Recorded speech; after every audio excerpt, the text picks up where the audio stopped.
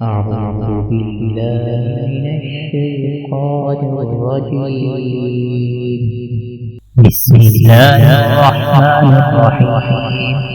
يا أيها الناس اتقوا ربكم الذي خلقكم من نفس واحدة وخلق منها زوجها وبث منهما رجالا كثيرا ونساء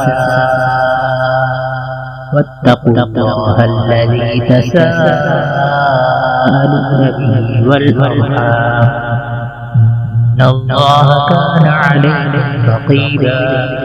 وآتوا اليتامى أموالهم ولا تتبدلوا الخبيث بالطيب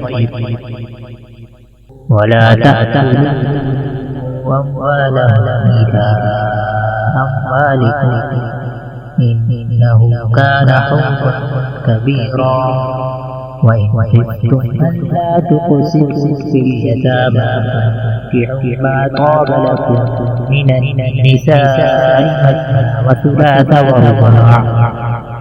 فإن خفتم ألا تعدلوا فواحدة أو ما ملكت أيمانكم ذلك أدنى ألا تعودوا.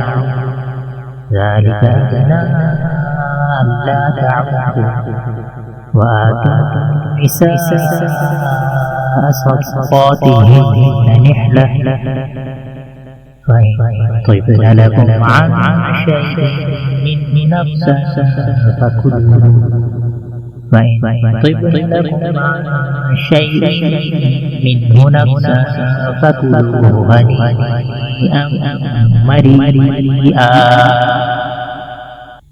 ولا تؤتوا السفهاء أموالكم التي جعل الله لكم قياما وارزقوهم فيها واكسوهم وقولوا لهم قولا معروفا. وابتلوا اليتامى حتى إذا بلغوا النكاح فإن آنستم منهم رشدا فادفعوا إليهم أموالهم ولا تأكلوها إسرافا وبدارا يكبروا. ومن كان غنيا فليستعفف ومن كان فقيرا فليأكل بالمعروف. فإذا دفعتم إليهم أموالا فأشهدوا عليهم وكفى بالله حسيبا. للرجال نصيب مما ترك الوالدان والأقربون وللنساء نصيب مما ترك الوالدان والأقربون مما قل منه أو كثر نصيبا مفروضا. وإذا حضر القسمة أولو القربى واليتامى والمساكين فارزقوهم منه وقولوا لهم قولا معروفا.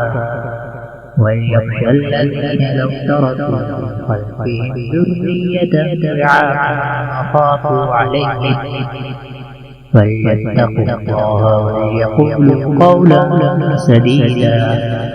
إن الذين يأكلون أموال اليتامى